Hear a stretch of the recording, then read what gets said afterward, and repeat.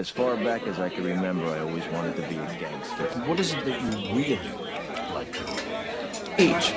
Anyone can cook. He's the one behind these recipes. We get to really be part of people's lives. 20 minutes for 2 medium rare steaks? This is bullshit. Yes, chef. I need to hear you. Yes, chef. It's your call. Lady. Look at me. Wake up.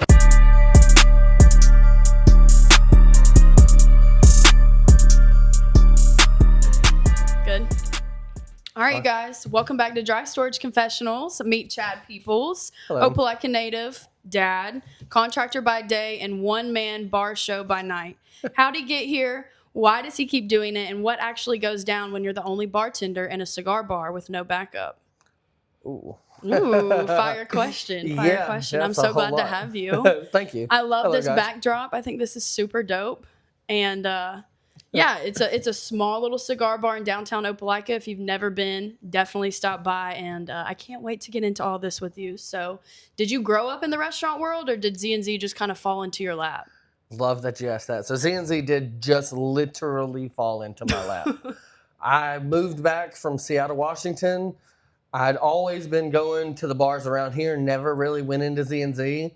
One of my good friends had a show to play on the back porch. I showed up, met the staff, loved the environment, watched a good show, just kind of kept bebopping in and out, become really good friends with the owner and really good friends with the bar manager and the staff. And one day I'm sitting out on the back patio. One of them walks up and is like, "Hey, man, do you want a job?" And I was like, "Sure. Well, let's see where this goes." Just got back in town. Why not? Yep. Been here 3 years now, 2.5, give or take. Mm-hmm. And first bartending job for a paycheck I've done. Wow. I used to bartend weddings a long time ago, but that's easy, quick day money. Right.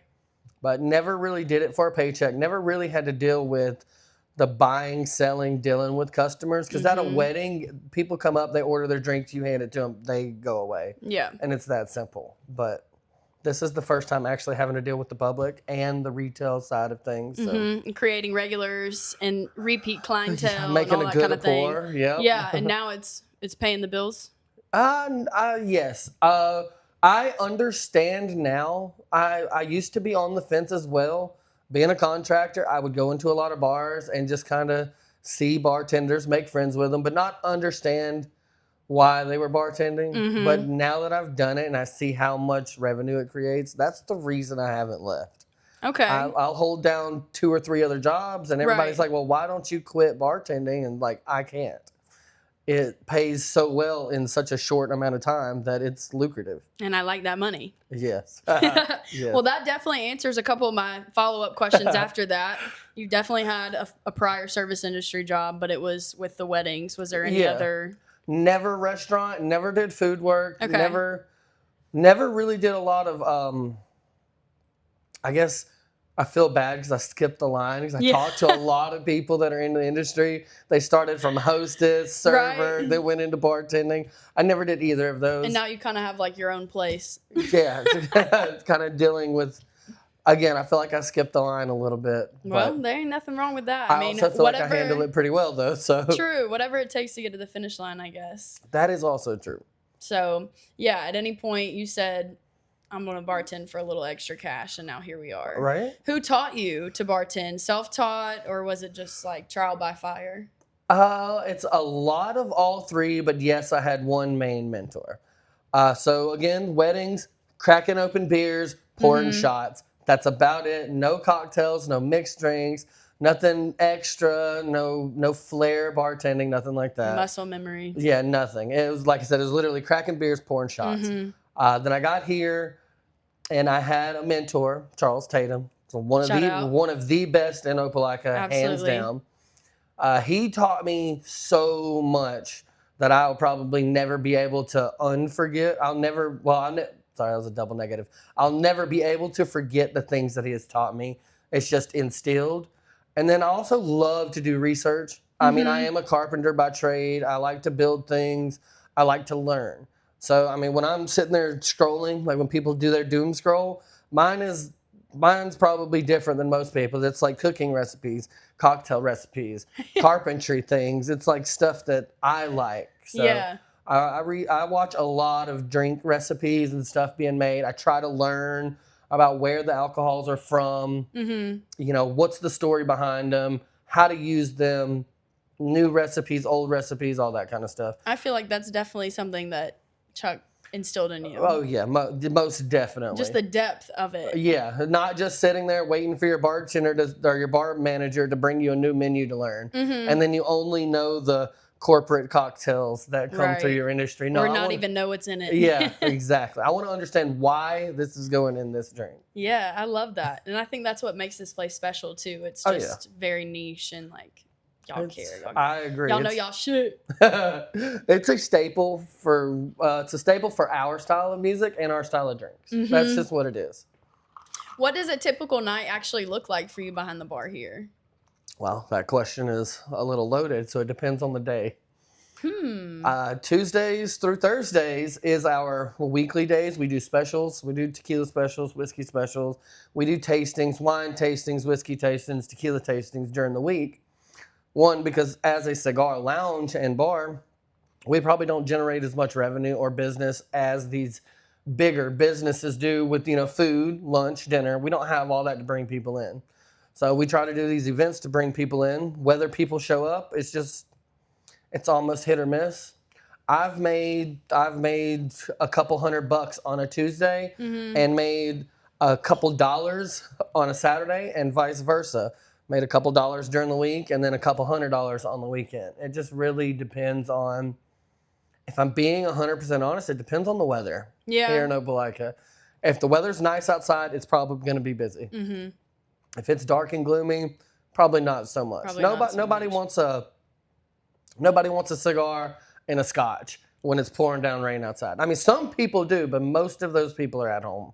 I mean, I might. It feels cozy. Like, I want to get out and do that kind of stuff when it rains, but that's just me.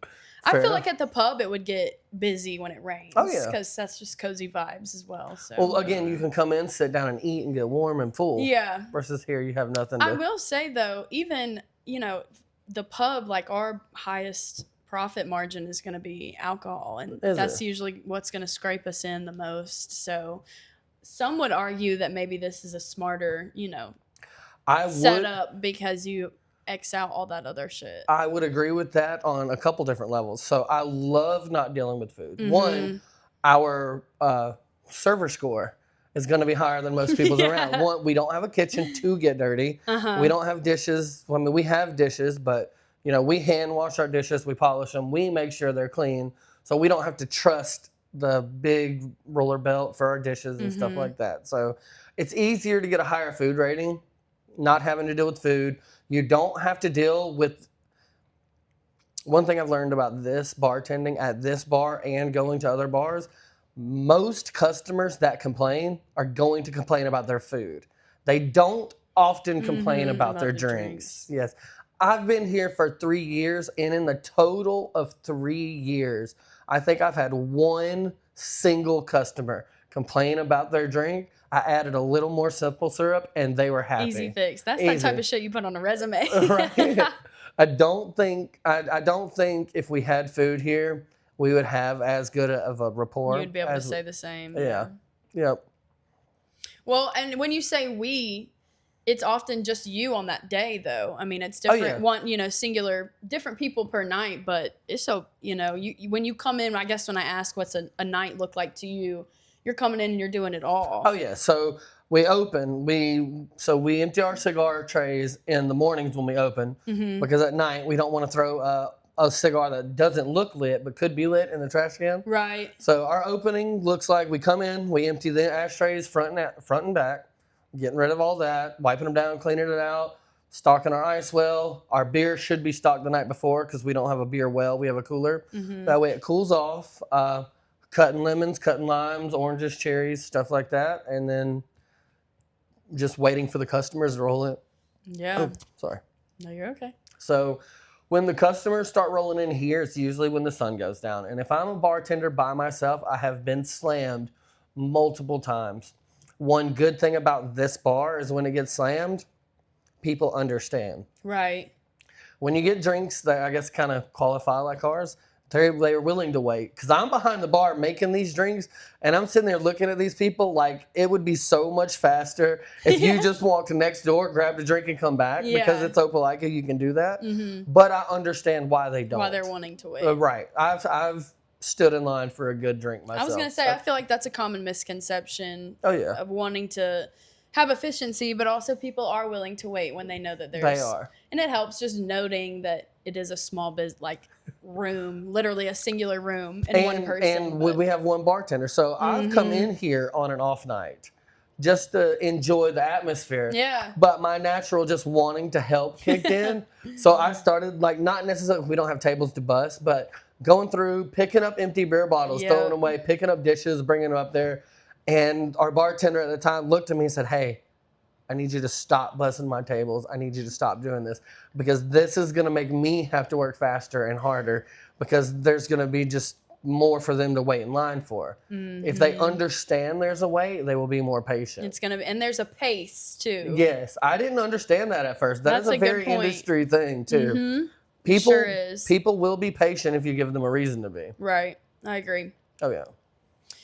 What's the moment that you realized on one of those slam nights that you said, oh, nobody's coming for help? Like when you weren't here hanging out wanting to get up and help somebody?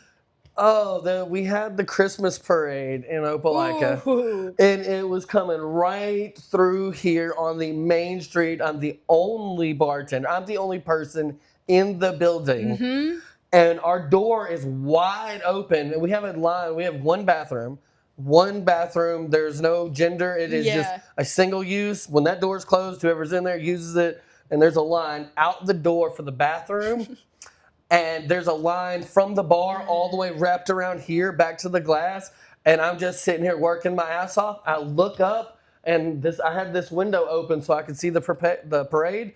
And I see my bar manager staring at me laughing. God. That's how I knew there was no help coming. But that was my make it or break it moment. He was sitting there like, if he can handle this, he can do this. For sure. If he can't and he drowns, we're going to find out tonight. Yeah. See, I feel like that's just such a niche experience. That's hilarious to really be like, it's just me in here swimming with the damn sharks. That's it. That was it. What is the hardest part of flying solo, do you think?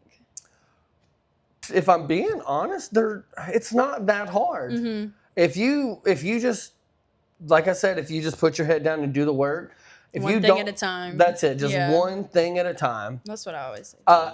If I'm being honest, the hardest part about being solo is when it's time to close, getting everyone out. Yeah. Because as one person, I have to walk around here, and I want to be kind of quiet because there's multiple conversations. Or if you're at a bigger bar, they go over the PA and they yell, last call, time to get out. Yeah. Cut the lights on. Right. If you don't live here, go home. We have live music. We've got different conversations. So I walk around and just tell people, hey, we're doing last call. Letting you know we got 15 minutes. We'll meet you up there. Yeah. And then I do it to everybody, every table. And 90% of the time, they either forget, they don't care, or they don't listen. I've had to cut the lights off. Now, inside, I'm usually good at clearing out. It's so small in here. It's that damn patio. The patio is bigger than it is in here. And when people are out there and the lights are still on, they're just having a good time. Their tabs are paid. Their drinks are in to-go cups. They're just sitting there talking. And that's how you know to hook it up. Once it gets time, like you just go on and put that last drink in a plastic. Yep. That way you can lock the door if you have to. Oh, you know? Well, we do last call 15 minutes before closing. And I was never told this rule. This is just what I do. 30 minutes before closing, no tabs, period. Yeah. If we close at 11 and it's 10:30. That's smart. Yeah, if it's 10:30, I will let you order drinks, pay for them. If you can drink them fast enough to get another one before 10:45, I'll give you one more. You can pay for it and go. Yeah, single transactions. Right. But if people are trying to slam 4 drinks in 30 minutes, this isn't the bar for them to do that at anyway. So try to keep that factor out of there also. If you had to name one part that makes you feel just like a badass, what would it be? Well, we're going to go back to the person who trained me how to do things. When I feel like a badass, it's when I make a drink and he sees it and he compliments it. He's like, okay, he did that. Yeah. It's just like, okay, I know how good he is. If he's complimenting me doing that, I'm good. Yeah. But Well, and I say that because palates are different for everybody. I can stand behind that bar and make just about anybody a drink. 90% of the people who don't know what they drink, so we'll go to male and female, not necessarily, but closely, because I've had a lot of female or women come in. They order whiskey, good whiskey. They know what they're talking about. They know what they're drinking. But a lot of the wives come in, they want wine. We'll give them wine, but most of them don't want cocktails, and we don't have a drink menu yet because it's season change or we're just like in between. A lot of them will say, surprise me, make something, just come up with something. I've yet to have one of those drinks come back, mainly because I pay attention. I ask them what they like, what spirit they like most of all. Right. Because if you don't like rum and I make you a rum drink, you're probably not going to like Starting it. off on the bad foot. Yes. So I'll ask them what kind of spirit they like, and then I'll ask what kind of fruits and what kind of bases and stuff they like. And they'll give me they'll answer a couple questions. I'll make something, hand it to them, and it's usually spot on. That also kind of makes me feel like a badass. It's one, I pay attention to what they want. I make them what they want. They enjoy it. And then they like it. Yes. I agree with that. I can definitely resonate with that. Oh, yeah. All right. Well, let's hit up some highs, lows, and wild moments. Okay. You in? Sure. What's the craziest guest story you've ever had to handle alone? Alone by myself? I would probably have to say the married thing that happened the other day. Let's talk about that. So that's the craziest one I had to deal with alone because I was alone for both days in a row. Damn. So I was here the first night all by myself. Oh, so the story gets so much more in depth than that short little video. Part 2. So I'm in here by myself. We are dead. We're dead. I'm wondering when people are going to come in. And then out of nowhere, it usually always happens about 2 hours to an hour before close, 5, 6, 7 people want to come in. Yeah. Well, this couple comes in, the girl and a guy, and they have their friend, which is a girl. They come in, you can tell they're already drunk from somewhere else. This is just where they wanted to go, which I have no idea why. None of them smoke cigars. The girl comes in, she buys an entire bottle of wine, the girl that's by herself. The guy and the girl come up to the counter. I'm making him an old-fashioned, which our well is kind of bougie. It's the Jim Beam Black 7-year. So It's not a bad well. That's not a bad well, and it's not a bad for an old-fashioned. Right. So I'm making that for him, and he looks at her and says, you can get whatever she wants. Oh. So she looks up. We have 142 bottles of whiskey. She looks up and orders a Whistle Pig that is $26 a pour. God. Yes. And he doesn't know the price, doesn't bat an eye. They grab their drinks, they go outside. And I'm doing my rounds, picking up glasses, cleaning up. And I could have swore I overheard somebody, I don't know if it was them, but somebody said she's married and he's married.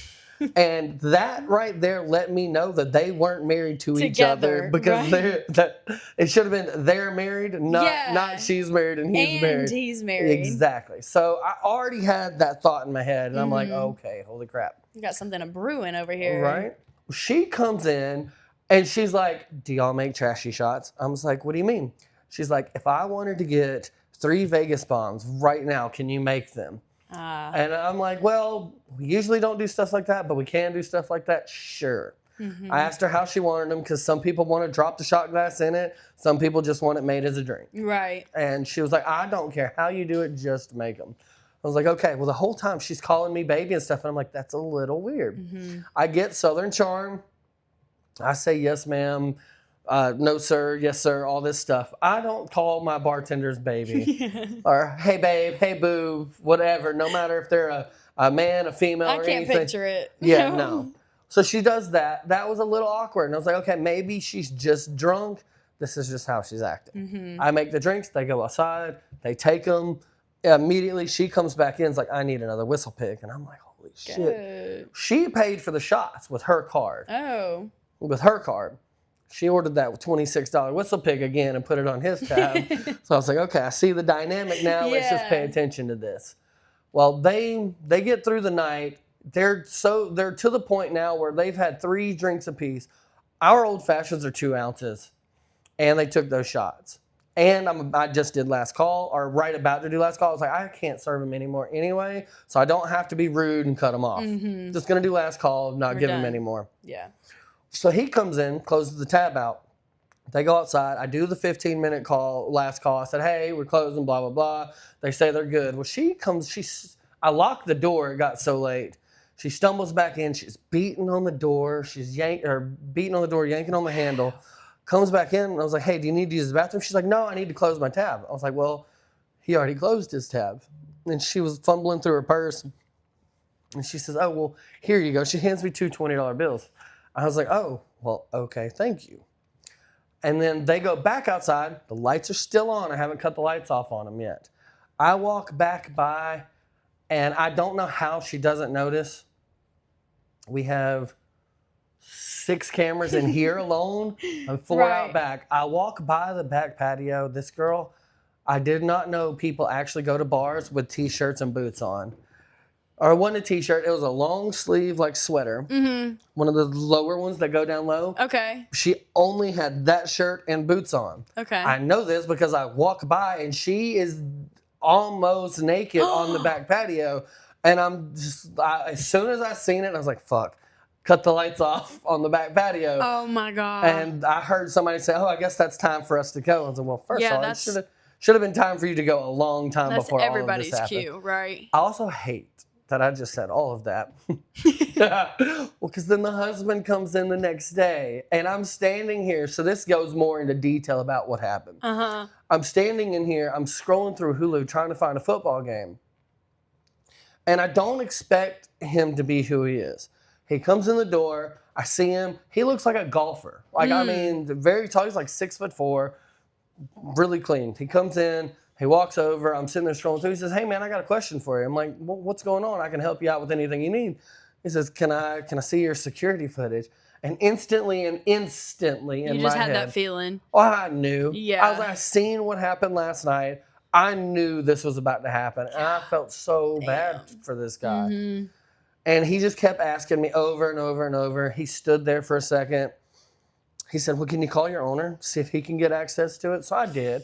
I was nice enough. I was like, man, I'm going to go ahead and do this for you. Because if it was me, if the shoe was on the other foot, I'd ask for help. I would just want to. I'd push it as far as I could until I hit a brick wall. So I called Zamil. Zamil was like, hey, he's driving down the road. He's like, hey, I can't get access to this right now. I'm driving down the interstate. I just physically can't do it right now, and I'm not going to have time to do it. So I told him that. He was understanding. He scrolled through his phone. I was like, well, I got this picture. He scrolls through. He's like, was this them here last night on my patio? I seen it, and I was like, yeah. I hate to be the one to tell you this, but yes, that was taken last night on my patio. I'm not going to say this is her or him, but yes, that picture was taken last night on my back patio. I seen them. And I just seen the look on his face. He kind of just stared up at the ceiling for a minute. And you could just kind of see him holding back the... he was sad. Yeah, he was sad. I was like, damn, that's the wildest thing to happen to me solo. That is crazy. I've had a lot of crazy stuff happen, just not solo. Well, I don't know. I feel like it's a different beast when you have to navigate it by yourself. Because, like, you didn't, And I'm very non-confront. So I've luckily never had any confrontation happen. I've never had to kick anybody out. Never had anybody get loud with me or try to fight me or anything like that. Never had that situation by myself. I guess that's kind of what I was wondering, but I'm glad it hasn't been the case. Because, I mean, that is a huge risk, especially being by yourself. Luckily, we don't cater to young, drunk. I mean, we kind of, most people that come in here have a certain vibe about themselves. And if it is super busy, like, I mean, I know everywhere is a fire code, but if there's more than 20 or 30 people in here, we usually have an extra person. Yeah. Just for instances hanging out on the balcony or whatever. Yeah, maybe not on clocked the patio. in. Yeah, exactly. Not clocked in, but just hanging around close by. Has a customer ever tried to tip you in cigars instead of cash? No, but I think that would be hilarious. I do too. I have had a sales rep do it though. Really? For the cigar companies, like for the vendors for cigars. They'll come in, they'll drink, and the thing is when they come in, they're wearing their nice suits, they've got their bag full of cigars, they're talking to the customers, they're flexing, and they're ordering top shelf drinks when they get ready to pay, they don't tip, and they're like, "Hey, here's 2 free cigars." Wow. So they're tipping in cigars. Exactly. That's kind of wrong. I don't know. Well, you might enjoy it. It depends. 90% of the time, 90% of the time, a vendor gives you a cigar. It's not going to be a good one. They nasty. It's the ones they have in their bag that they give away for free. It's like when your liquor vendors come around and they hand you a flavored cat head shot. And you're just like some hot ass shooter that they pulled out of their briefcase. Just whatever they can't get rid of. I know. Yes. That's hilarious. All right, you guys. Well, cigar's officially open, so bear with us. This is the raw, real deal. So, we're open. Yeah, let's do this. All right, moving on into dad life. How do you balance? Oh, I guess I've been lucky. To begin with, the balance was really hard. Me and the mother of my children weren't stable yet. We were on and off, arguing a lot, just kind of trying to find our place when I just moved back from Seattle. Right. And then we have my oldest son and my youngest son. I have custody of my oldest son. She has custody, or we share custody of the youngest son. Mm-hmm. We're back together now. But in the beginning, we were just trying to, move past all of our old differences. Yeah. So timing was the hardest part. Right. Right person, Right. hard times. Yes. So I worked a lot. I mean, I've always tried to work like at least 6 days a week. Mm-hmm. I really try to work 7 days a week because things are not cheap out here. And I enjoy my lifestyle. But enjoying my lifestyle and working takes away a lot of time with the kids. So I got to find a lot of balance. Started working here only on the weekends after about a year in. Mm-hmm. And I took on a part-time construction foreman job for another building company. On top of your side contracting? I wasn't even working for myself yet at the time. No, so I was just part-time employed as a foreman for another builder, and I worked here on the weekends. So I still got 2 to 2.5 days off. Mm-hmm. That way I could be with my kids. And then I left that company and kind of moved into my own, started working for myself, and it started taking more time from me until I could balance out our schedule and my jobs better. When everybody starts something new, most people, you could tell them everything in the world about how to do everything. They're not going to understand it until they actually get in there and do it. Yeah, for sure. It's called hands-on experience for a reason. Yeah, and it's just got to fall into place kind of on its own. Now things are great. I'm 3 years in. Mm-hmm. I'm running my construction company and bartending, and I get at least 2 full days every night to cook dinner. That's awesome. I wake up, cook breakfast, take my kids to school. Mm-hmm. So I might not be there during the middle of the day, but my kids aren't either, and I feel like as the provider of the house, that's when I should be at work anyway. I agree, yeah. So. I just spoke on that today, so this will come out next week. But today I dropped like a solo episode, and I spoke on that a lot, just how it was for me being raised as a kid in the industry, and like how that everything that you just spoke on, literally how that looked like for me. So as a child of it. Yes. Okay. Exactly. I can only imagine, how to balance and all I can only imagine what my son sees. Yeah. He knows I'm not there when he gets home from school, but I'm there like when he gets done with his homework, cleaning his room and stuff. I'm there just in time to cook. He gets to eat and stuff, and then I guess he goes to bed. He has a bedtime. Yeah. And then we break go down from there. For the night. Yep. Absolutely. Have you ever caught yourself using parenting tactics on grown adults? Timeouts, counting to 3, like in the bar? Not as a bartender. As a patron. Some may say that drunk adults are sober toddlers. I will agree with that. So as a patron and a bartender, I feel, don't quote me on this, I know it sounds bad, but I feel like I drink more than most people. I've just been in it a lot longer. I know how to carry myself. I know how to act in public. Mm-hmm. Whereas a lot of people who only go out on the weekends, they only drink and go out every so often, they tend to act outward. Yes. So I have used parenting tactics on other drunk adults while I have been drunk with them. With them. With them. Like, hey, calm down, take a breath, count to 5, name 3 things that make you happy. Right. Going down the list. That's hilarious. Okay, so moving on to some more personal life, let's go into contracting a little bit. What's more stressful, renovating a bathroom or closing your bar alone on a Saturday night? Oh, wow. So, again, I'll go back to the solo bartending. Bartending is fairly easy as long as you yes, you can have a physical one, but a mental checklist in mind. So when you get ready to close, like I said, so I'll do no tabs after 30 minutes to close, no alcohol 15 minutes to close. Right. And in that last 15 minutes, if I have somebody working with me, we'll do the trash and the stocking at the same time. Get everything cleaned up and wrapped up. If there is a system in place, closing is not that hard. It's getting the people out that's the hardest part. Now, closing a bathroom is terrible.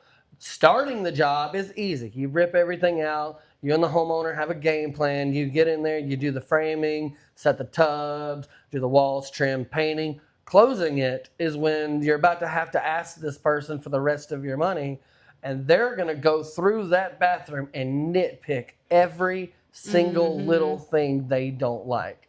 And then you're either going to have to explain why it is the way it is, why you couldn't do it the way they wanted it done, or how you're going to fix it to where they're happy. It is so much more stressful closing a bathroom than closing a bar.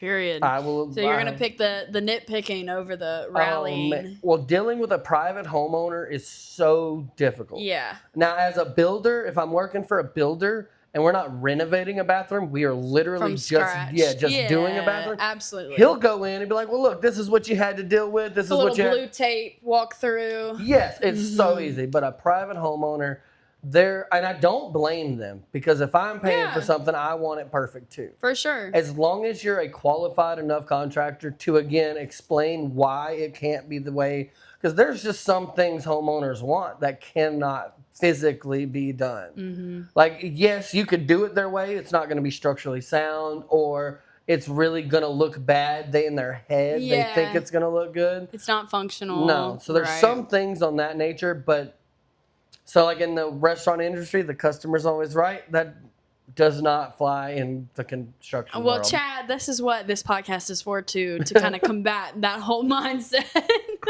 We're trying to drop that phrase as a whole. In my experience, the customer is never actually right. Like, what they want might be valid and might be doable, but they're usually always wrong. Yes. For sure. Oh, I can't tell you how many people try to tell me how to make the drinks that they're asking for. I love that. Why aren't you at your home bar? Yeah. Or would you like to come back here and make it for me? Yeah, I would. Yeah, we'll trade places real quick. Yes. Well, not only that, if you got to think in the bartending aspects, most drinks have 4 different names for what they are. They'll come in and ask for some crazy name, and they're like, hey, can you do this? My first reaction is, give me a second, I'll check. Hit Google, see what's in it. Yeah. See. Most cocktails are 4 ingredients. Majority, I agree. Hard cocktails, probably 9, maybe 10 steps. Right. None of them are so difficult that you have to have 10 years of experience to do one part. As long as you can follow instructions, most cocktails are simple. And I think, like, again, kind of breaking walls and stuff, like, it shouldn't be taboo or looked down upon if you pull your phone out and be like, yeah, let me pull that recipe up for you really quick. Especially in a bar with no menu. Like what we usually do have a menu, but our menus are catered to our alcohols, our bar. That doesn't mean I can't mix up what you're asking for. Let me just figure out what you want. Yeah, if you come in and ask for a drink off the menu, I mean, would you rather me wing it, or would you rather me make it right? That used to intimidate the hell out of me. You know, you get your your little index cards. We used to pass around this deck of index cards learning your drinks and stuff, like the most common ones. Oh, yeah. And at the end of the day, I just kind of gave that up and was like, look, if someone wants to come out of pocket with some 90s fucking drink that hasn't been drank since Chili's Right? was first opened, Oh, then yeah. I can just pull up a quick Google search and we'll Yes, be and good. make it that much easier. Well, believe it or not, I do it all the time. I talked about earlier, I do like to do my research. I like to look up drinks. Tonight, I'm going to make a drink called the Paper Plane. It was from the 50s, I Little believe. sneak 50s. peek. So, yep. So I'm going to make one. We have everything we need to make it. Yeah. I'm going to try to make it. It's just a classic, one of those misforgotten cocktails. I have a vintage bar book. I'll have to bring it up for y'all to check out because it's a bunch of old drinks. That goes back to the research. Yeah. If you want to be a decent bartender, do your research. Do your research. Because a lot of these new drinks derive off of older drinks, and it's just fun to understand why. Yeah. How the human palate has changed over the years. Very and why true. Why we use these ingredients instead of these to Nobody make the uses same this drink. liquor anymore. Right. All the Yeah. different aspects. Oh, yeah. How often do you finish pouring a drink and realize you've been talking about drywall for the past 15 minutes? Quite a bit in the cigar bar. A lot of dudes. That's true. Yes. Not as often as you would think being a contractor. I would say probably 15% of the time, give or take. Out of the whole 100%, at least 15, because some people are genuinely interested. Most other people, they come in here, they ask, a lot of people want to talk to the bartender. They ask my story, and as soon as I tell them that I only bartend part-time, they don't believe anything I say after that. If I tell them I've been building houses for 15 years, I've been doing construction since I was a kid, they're just like, no. Why do you think that is? I don't know. The stigma. There is a big stigma. Yeah. And which is crazy is... I can choose to do this. Yes. Because... Well, I've dated quite a few bartenders. I know a lot of bartenders in Lee County. At least 50% of them have second jobs. Not all of them are just strictly bartenders. And the ones that are strictly bartenders have done it so long, they make enough money just bartending. That's why they continue to do it. Yeah. Either that or they're new to the industry and they just haven't picked up a second job yet. So it kind of And it will come, yeah. Oh, yes. I've been wearing, when I worked for the other company, I've been wearing my foreman hat and had a woman come in that swore she knew the owner of the construction company I was working for. And she was like, "You do not work for them." And I'm like, "I'm literally wearing the hat right now. Two of the guys that work for me are in my bar right now out back on the patio having drinks." That is such odd behavior. She's just yelling at me. She's like, "You're just a bartender. There's no way you're a foreman of a construction company." That's so fucking weird, dude. And perspective. So do you think that being a contractor / foreman makes you more immune to the chaos and the nitpicking and stuff? I'm used to it. Yeah, I'm for so sure. used to it. Now, where I don't do good in confrontation, because as a foreman and construction worker, the guys that work for me and the guys that I've worked with, we've always been able to communicate well. Yes, we have had arguments. Oh, sorry again. You're getting a little bubbly over there. A little bit. That's too much Sprite. Or ginger ale. So in construction, I've done it for 15 years versus bartending for 2.5. I've been in maybe 3 or 4 altercations in 15 years in construction. So not very much, not very often. Because again, I like to talk. I mean, I want to understand why you're pissed off. And if I'm the reason, let's talk about it. If not, and if you just randomly have an attitude, want to be mad, you can go. I'm not going to spend my time. I'm not hot-headed, so I'm not going to yell and argue with you. I'm one of those type of bosses. I'm not about to have a screaming match with you. It is either let's figure it out or let's walk away. Or you can walk off this job site. Yes. So I think about it the same with my bar and my patrons. Like people who have been angry in here, I've told them to leave or let my manager handle it this one time, and it had nothing to do with me. He yelled at somebody else and got an attitude. I'm non-confrontational, and customers are harder to deal with. But as far as employees go, I guess I haven't been in necessarily a managerial role in bartending yet.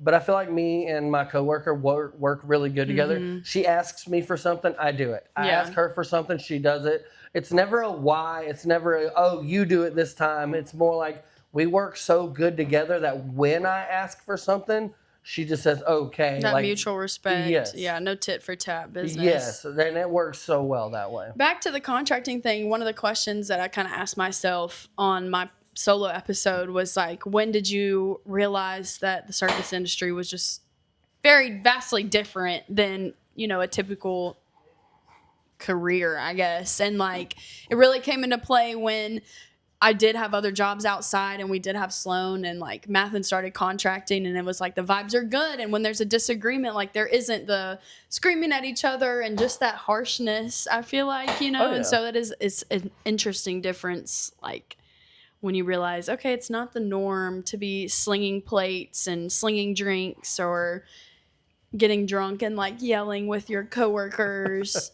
That doesn't happen on the job site or in any typical, you know, business setting. So not most of them. It definitely happens more in the industry than anything. But alcohol is a huge factor. Yeah. We don't drink on job sites. A lot of companies do. And I will not sit here and say that I have never done it.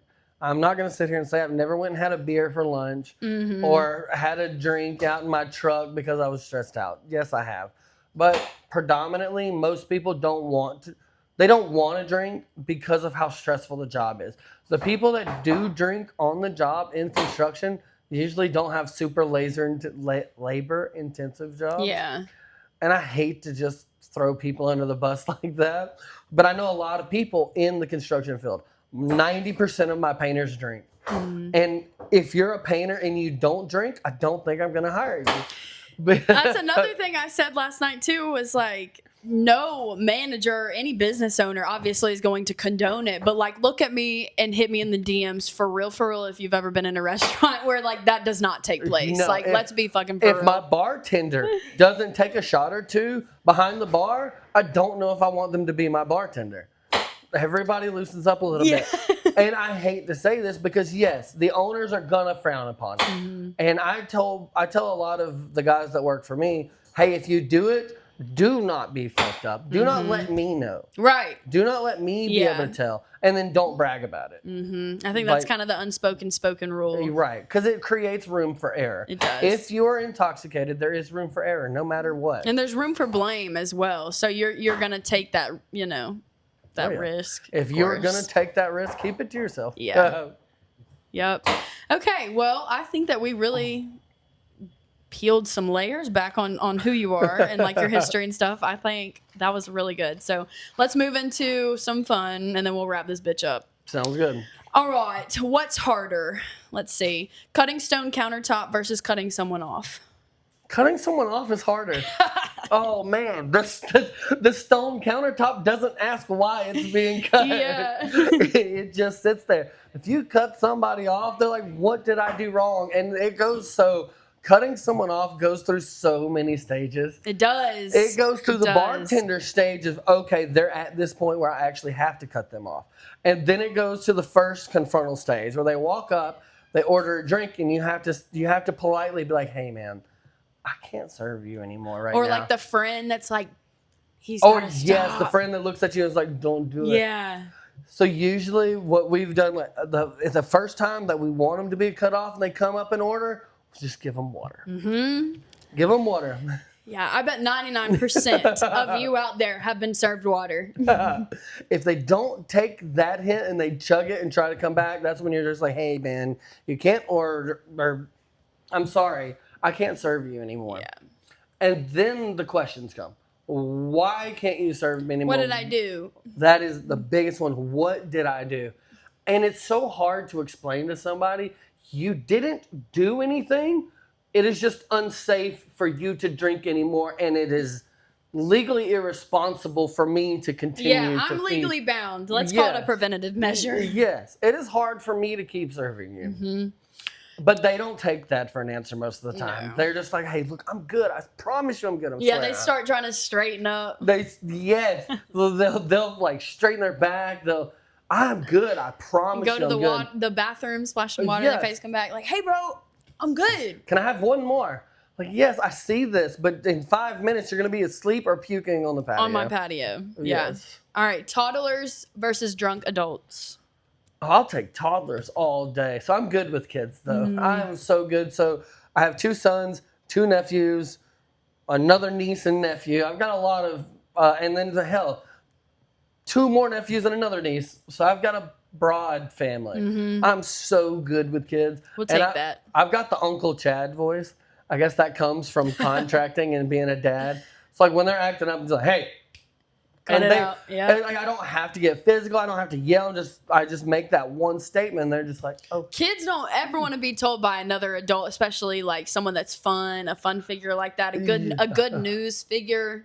See, and that's the thing. I'm the fun uncle. I'm the fun uncle. We can wrestle. We'll go play video games. So they we'll know lie if to your you parents say if we have to. something. Exactly. It's not good. Oh, dealing with drunk people is so hard because most drunk people do not listen to anyone but themselves. They want to you got to convince themselves of whatever you want them to do. They want to be the center of the conversation so bad that they don't even care what they say. It's like I will be in the middle of a conversation. Drunk guy walks up and he just jumps in and has nothing to say about the topic, gets off on his own little tangent, and then when we try to break off, he doesn't stop talking, and you're just sitting there like, well, I'm going to walk away now because there's no dealing with this. There's nothing I can do about this unless you want to take it to being angry, and I don't let other people make me angry. No, let's not. No. It ain't worth it. It's really not. Customer who doesn't know what they want versus a customer who thinks they know everything. What's more annoying? I will take a customer who doesn't know what they want all day. Yeah, same. Customer who doesn't know what they want, again, I can ask them a few simple questions. And you can figure it out. Yes, we can get down to we can come to a compromise. Versus customer who thinks they know everything, especially in a high-end cocktail bar situation. They will tell me what whiskeys are good. And again, it is all just preference. What you like, I probably hate, most likely. Because I know my palate. I know mine. I'm drinking shit. And I don't think you even know yours yet. I think you feeling like you know is more important to you than actually knowing what you like. So they'll 90% of the time they name off Blanton's, Buffalo Trace, Eagle Rare. Do you have any of these? Or this is what I want, and I want a cocktail with them. And I'm like, first of all. Wow, that's interesting. I was like, first of all, you want an old fashioned with those 3, with one of those 3, you don't like those bourbons. If you like to spend that amount of money and not taste them, you don't like them. You like the bitters and the simple syrup and the orange zest that's put in it. That's what you like. Agreed. I've had a customer come in and swear to, because we have a New Zealand bottle of vodka. And it is one of our go-tos. It is a really amazing vodka. Ooh. I've had a customer come in, ask for Tito's, say they did not want potato vodka. And now don't quote me because I'm not sure, but I am close to 90% sure Tito's is a potato vodka. And I tried to say that. She's like, no, it's not. No, it's not. I promise you it's not. And I tried to offer our vodka that I didn't even know what it was. I just said, hey, look, all I know is this is a very pure New Zealand vodka. She's like, oh, no. I've drank that. That's made in the United States, right? Like 2 states over. And instead of getting mad and arguing with this woman and just saying, it literally says it right here. Yeah.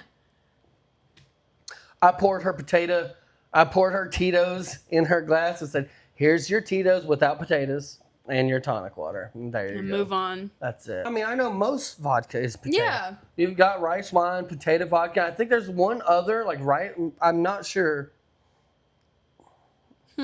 Let's see. Let's do a quick Google search. Oh, no. Okay. She was right. Potatoes. Well, yeah, she was right. She was right.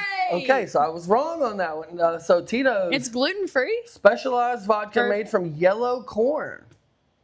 It is. Okay, I was wrong on that one, and I will admit it. Or wait, gluten is from I think gluten is from potato. red. Or yeah. Red, yeah. Yeah, I don't fucking know. Tito's Handmade Vodka is a vodka brand by the 5th generation founded by Tito's Beverage in 1997 in Austin, Texas. Vodka made from yellow corn rather than potatoes or wheat. Right on the money. She got me. She did get you, dude. Hey.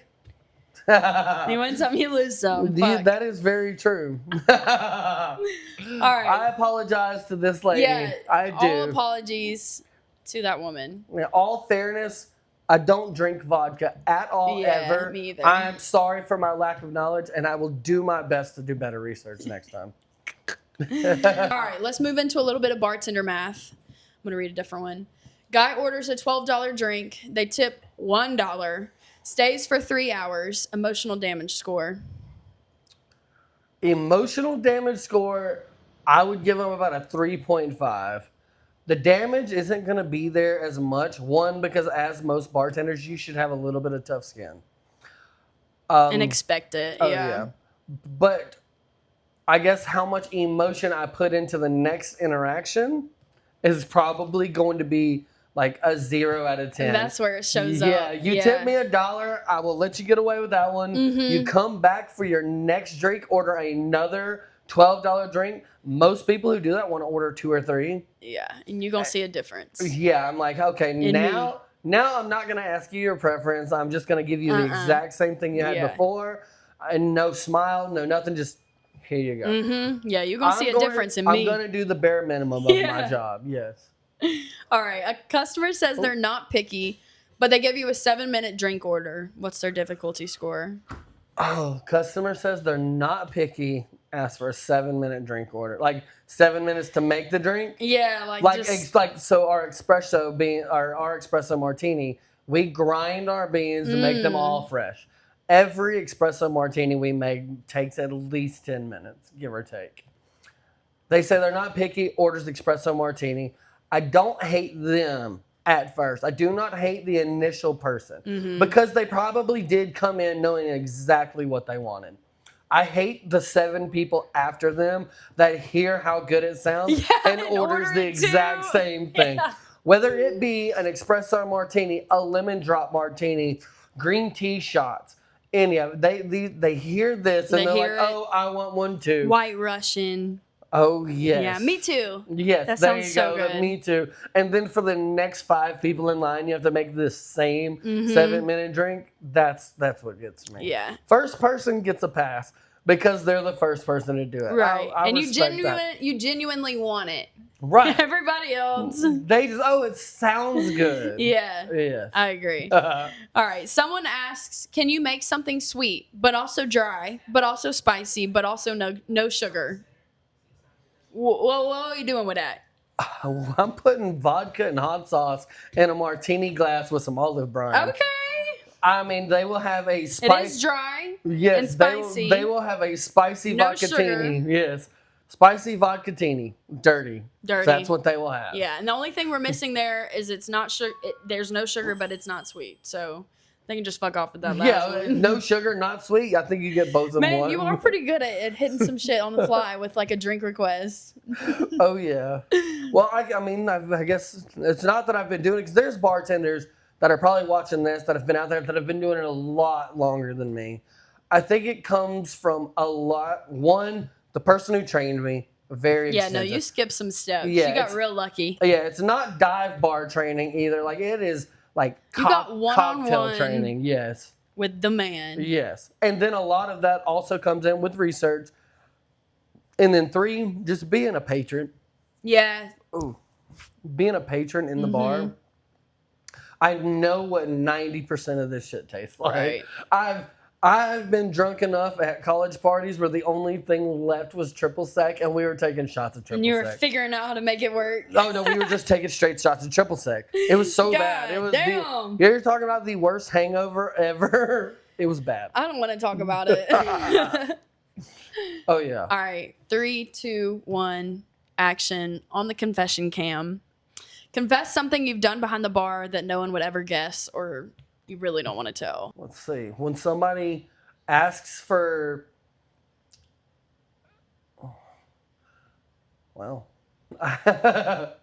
so I guess when somebody comes and asks for a certain drink, they know what's in it, and I don't have all of the ingredients, but I know what it looks like. So I throw something together that looks very similar to what the drink is supposed to look like, but it has none of the right ingredients. You're going on looks, not taste. Exactly. They never question it, though. As long as tequila sunrise is the most common one. Sometimes I won't have pineapple juice. Sometimes I won't have orange juice. Sometimes I won't have grenadine. Sometimes all I will have is tequila, and I just have to make it work. What are you putting in there? One of the couple ingredients I have. I usually always have either pineapple or orange juice. Mm-hmm. Usually either have one of the two. If I don't have grenadine, I guarantee you I have some bourbon cherries in my well. Okay. So I know That's a first. I have something that is going to make it look right. Yeah, I see what you mean by that. I don't think I want to try that if you're out of any of the ingredients. Oh, yeah, I no. won't be ordering none of that from you. Well, and it's usually only when we're busy. Yeah. Only when we're busy. All right. Confess a customer sin that you will never forgive. Oh, this is an easy one, but it goes back to something we talked about earlier. Being in a cigar bar, we have mostly male customers. Mm-hmm. Most of them come in bragging. No, I'm going to take that word back. Not most. Most of our customers keep to themselves. Mm-hmm. A few of them come in and brag about cheating on their wives. Brag. And I hate that. I Wow. honestly do. One, yes, I'm going to be your confidant. I'm not going to rat you out unless I have to. Yeah. Coming to earlier. But I still don't know if I can like it or respect it. Mm-hmm. One, I will never do it. Mm-hmm. So why would I respect it? But it's becoming so normal to me now after hearing it so often. Really? And how many people talk about it. It's just almost like I'm just so used to hearing it that I don't voice my opinion anymore. I don't think I would have ever guessed that. It's kind of terrible. It's kind of gross. Yeah, I agree. I got in, so what cut me off is one of our regulars came in and he would bring a different girl in all the time and he'd brag about it. And eventually I was like, hey, look, just so you know, I'm not cool with this. Yeah, And because then at some point they clearly think that, like, oh yeah, like in their head, they're like, I got this spot. Yeah, I got this spot to bring all my bartender. side chicks to. I got this bartender. He don't give a fuck. And on the end, you're like, this shit's weird as hell. Well, I confronted him about it and he got mad at me. He didn't come in for a couple months, and when he left, didn't tip nothing. It was just kind of just blatantly like, oh, you said you don't like what I'm doing. I'm going to quit. You were feeling the punishment for, yeah. Which, I mean, as one person leaving, not bad. But then had a lot of the other regulars was like, hey, I don't think you should have confronted him the way you did.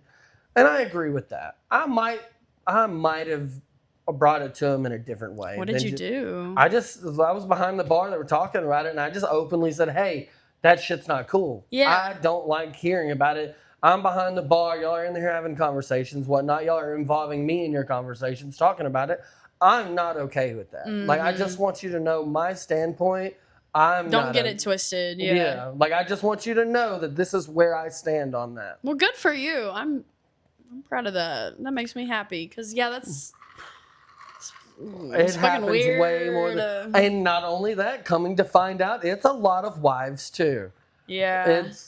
I don't know. Maybe it's a generational thing because I will say most of these people have me by 10 to 15 years. They're in their late 40s, early 50s. Maybe that's a thing. I don't know. I haven't made it there yet. Right. I don't talk to a lot of people, minus professionalism in that age. So I'm sure they're not going to confess their secrets to me.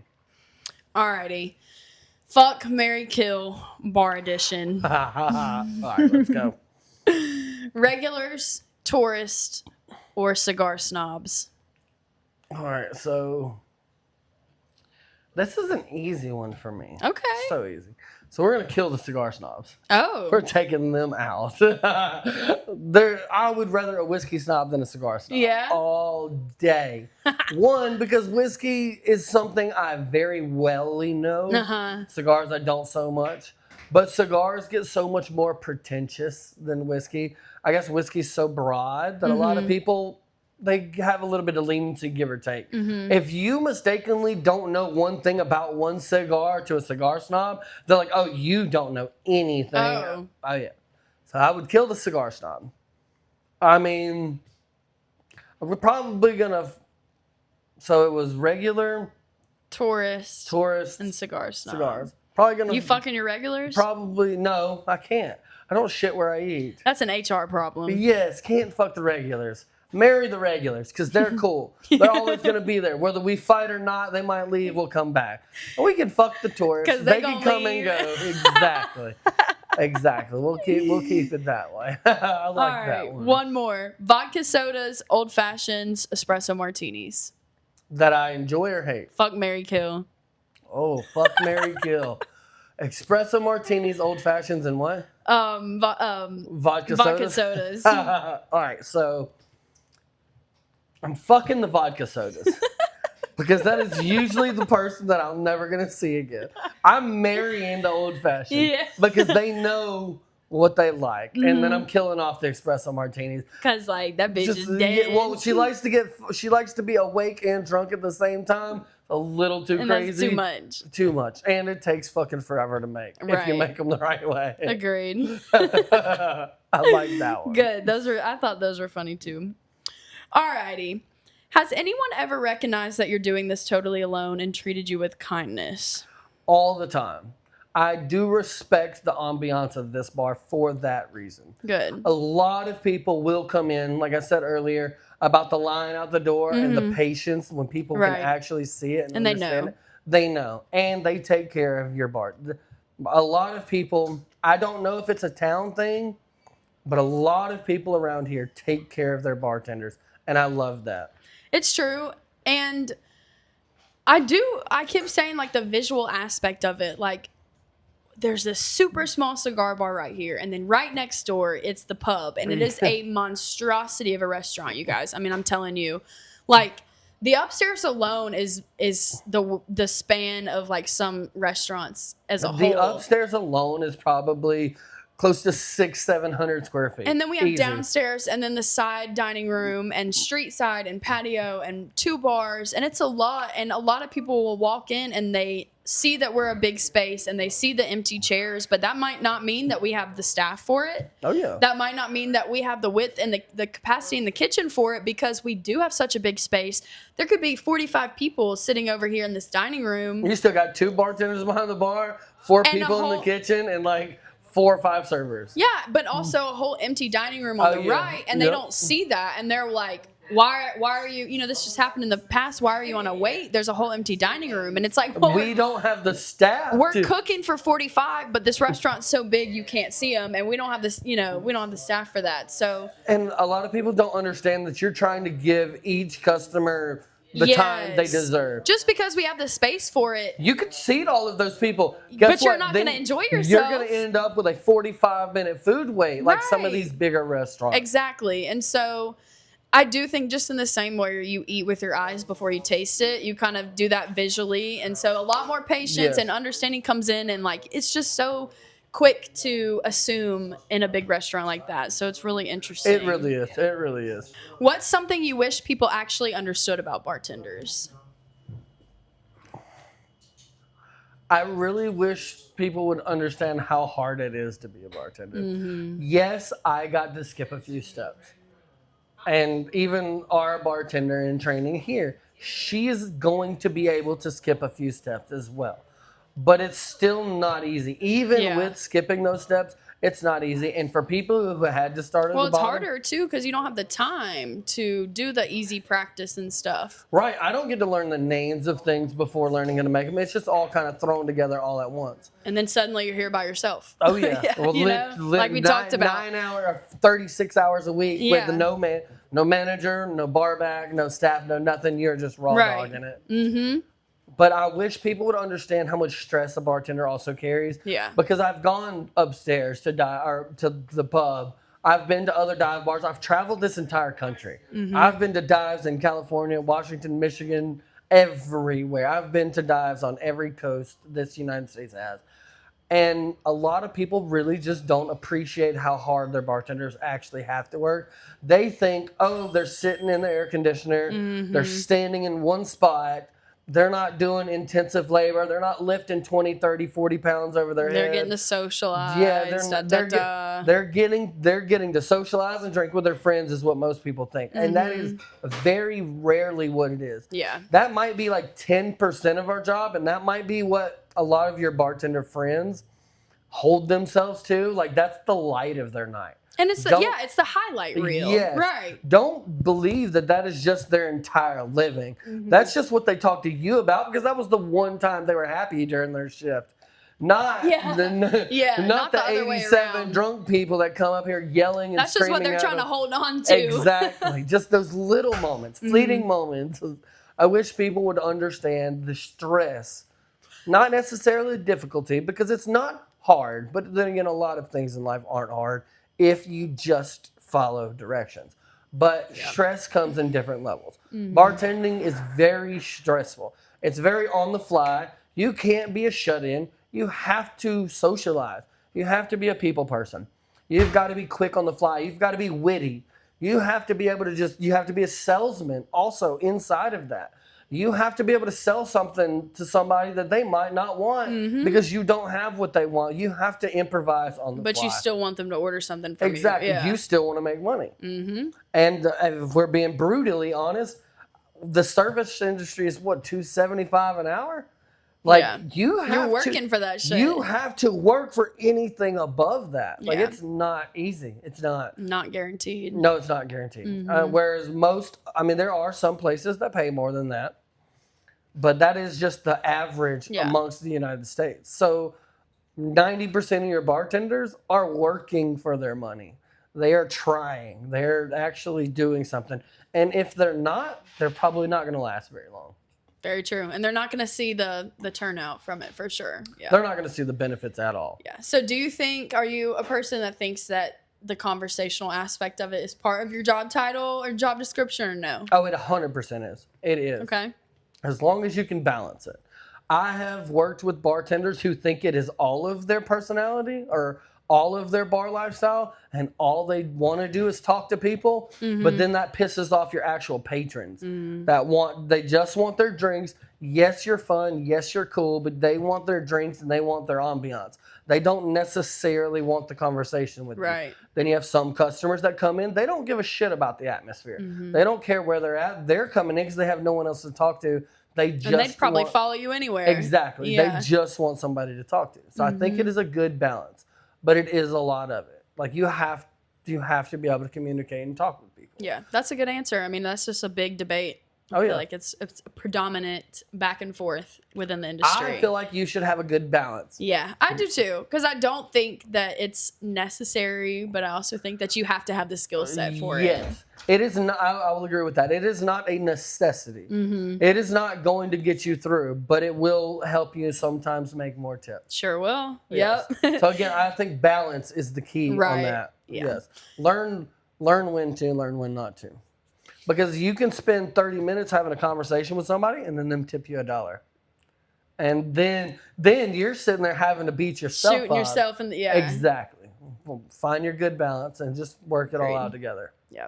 If your bar guests knew one thing that would make your night easier, what would it be? Well, if my bar guests knew one thing to make my life easier, it would simply be, please bring your glasses back to me. Yeah. Because again, we've talked about it as a single bartender in this. So we don't do table service here, whereas a lot of bigger bars that have waitresses, servers, cocktail waitresses, you've got bar backs, you've got the people, bar or tabletop, they clean the tables and stuff. We have none of that here. Well, and you're not picking glasses off of trees. Like, you got to go retrieve them to be able to pour them. Well, not only that, if everyone holds their glasses to the point where I run out and I have to collect all of them, then guess what? They have to be hand washed and dried before I can use them again. So it is a big cycle. I've had like 3 customers sit here. They'll have 3 drinks apiece. That is 9 glasses. They will not bring back a single glass. And then they will get up and leave. Don't get me wrong. They're more than welcome to do that. Right. I will go pick them up after they leave. Well, again, we do not offer table service. So this whole snapping your fingers. No. Like, hey, bring me this over here. How often does that happen? Every single day. Every day. And it's only by the people that know you. And so you feel awkward? If I'm cool with them, I don't mind. But there are some people that will come in run up a $200 tab, not tip a single dime. I'm not walking a foot towards you. Just because they know your name, they will sit over here all the way from the opposite side of the building and say, hey, Chad, bring me this. The snapping is Yes, crazy. it's like, my usual go-to is I'll get to it when I can. If not, you can come get it. Absolutely. If you want it quicker, come to me. If you want it quicker, you can come up here, and then I'll go twiddle. I'll go spend 5 minutes rearranging ice cube sizes in the well. Yeah. I'll find something to do. Exactly. There's always something to do. Yes. Yes. All right, Chad. Let's wrap this up really quick. If you could give one piece of advice to someone stepping behind the bar for the first shift, what would it be? Do not be intimidated. A lot of bartenders for their first time are scared because a lot of bartenders have no idea what they're doing when they get behind the bar for the first time. They're expecting training from their managers. Most of your managers aren't going to train you. Doesn't happen. Yeah, no, they're not going to physically train you how to do your job. They're going to train you how to stock. They're going to train you how to clean. They're going to train you how to manage the bar where the overall manager doesn't yell at you. But at the end of the day, don't be nervous because, again, like we talked about earlier, if you're embarrassed about picking your phone up to do a quick Google search to make their drink right versus just making something wrong, then probably shouldn't be there to begin with. Yeah. Do not be afraid. Take it one step at a time. That's all You can only do one thing at a time. And that's one good. of the second best bartenders in town once came up to me when I first started, and I told her I was a little bit nervous. She said, hey, if you know what you're doing, I had to learn what I was doing first. Don't just think you know what you're doing off the bat. She said, if you know what you're doing, after that, 90% of bartending is improvising. If you know what you're doing, after that, Absolutely. you can do it yourself. So For keep sure. that in mind. Practice makes perfect. Eventually, you'll get there. Yeah, I like that. What keeps coming you back? What the fuck? And what keeps you coming back? Honestly, I love being a people person. Yeah. I love the communication. I love too. talking. I can't get enough of it. And the money's not bad. It's really not. It's not. I mean, at the end of the day, when they say, oh, you get paid to socialize and have fun, it's not always that. Again, it's only like 10% of that. But that 10%, that little bit of just having fun behind the bar and just talking to people, that little bit of lightheartedness that some people don't get at home. Mm-hmm. Some people don't get in their friendships with their friends and stuff like that.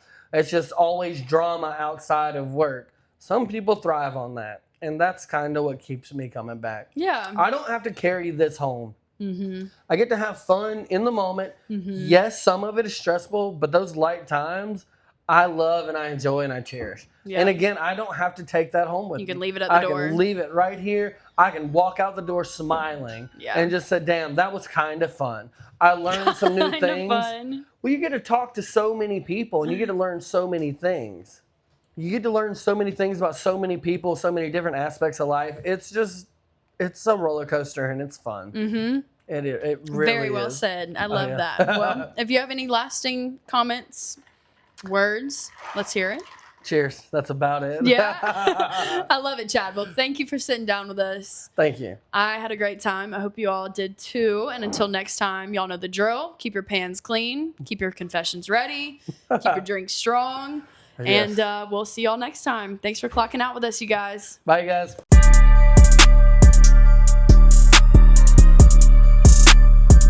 I love that. Oh, go for it. So, is there anything else I can get you folks this evening?